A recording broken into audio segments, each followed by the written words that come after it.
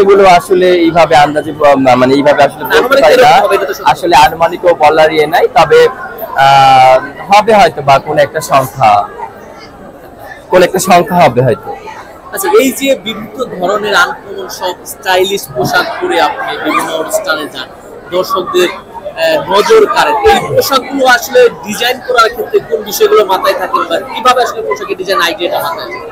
আসলে আমি তো অ্যাকচুয়ালি আমার মূল প্রফেশনটা হচ্ছে ইন্টেরিয়র, পাশাপাশি হচ্ছে ফ্যাশন নিয়ে কাজ করছি।